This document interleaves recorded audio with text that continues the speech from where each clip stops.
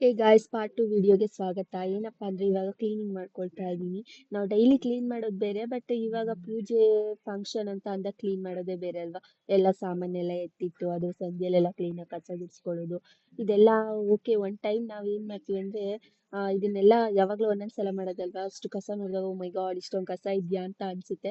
But ಏನ್ ಮಾಡಕ್ಕಾಗಲ್ಲ, ನಮ್ಮ ಇಷ್ಟ ಪ್ರಕಾರ ನಾವು ಮಾಡ್ತಾ ಇರ್ತೀವಲ್ವಾ. ನಾವು ಪೂಜೆ ಎಲ್ಲ ನಮ್ಮ ಇಷ್ಟದಂತೆ ನಾವು ಮಾಡ್ಬೇಕು ಅಂತ ಅಂದಾಗ ಇದನ್ನೆಲ್ಲ ಕ್ಲೀನ್ ಮಾಡಲೇಬೇಕಾಗುತ್ತೆ. ಸೊ ಫೈನಲಿ ಕ್ಲೀನ್ ಮಾಡ್ಕೊಂಡಿತ್ತು ಆಯ್ತು, ರೂಮ್ನೆಲ್ಲ ಒರೆಸ್ಕೊಂಡಿತ್ತು ಆಯ್ತು. ರೂಮ್ ಒರೆಸ್ಕೊಳ್ಳೋದಕ್ಕೆ ನನಗೆ ಅಷ್ಟೊಂದೆಲ್ಲ ಏನು ಇದಾಗಲಿಲ್ಲ, ಯಾಕಂದ್ರೆ ನಾನು ಫ್ರೈಡೇ ಮತ್ತೆ ಮಂಡೇ ನಾನು ರೆಗ್ಯುಲರ್ ಆಗಿ ನಾನು ಮಾರ್ನಿಂಗ್ ಮನೆನ ಕ್ಲೀನಾಗಿ ಒರೆಸ್ಕೊಳ್ತೀನಿ. ಸೊ ಹಾಗಾಗಿ ಒರೆಸೋದಕ್ಕೆಲ್ಲ ಅಷ್ಟೊಂದೆಲ್ಲ ಏನು ರಿಸ್ಕ್ ಆಗಿಲ್ಲ. ಸೊ ಅದಾದ್ಮೇಲೆ ನಾನು ಫ್ರೆಶ್ ಅಪ್ ಆಗಿ ಬಂದೆ, ಮತ್ತೆ ಸ್ಯಾರಿ ವೇರ್ ಮಾಡ್ಕೊಂಡೆ. ಸ್ಯಾರಿ ಅಷ್ಟು ಚೆನ್ನಾಗಿ ಉಟ್ಕೊಳಕ್ ಬಂದಿಲ್ಲ, ಬಟ್ ಓಕೆ ಓಕೆ. ನಿಲ್ತಾನೆ ಇಲ್ಲ, ಜಾರ್ ಹೋಗ್ತಿತ್ತು, ಪಿನ್ ಮಾಡ್ಕೊಳಕ್ಕೂ ಬರ್ಲಿಲ್ಲ. ಸೊ ನೋಡ್ತಾ ಇರಿ, ಪಾರ್ಟ್ 3 ವಿಡಿಯೋ ಹಾಕ್ತೀನಿ. ಬಾಯ್ ಬಾಯ್.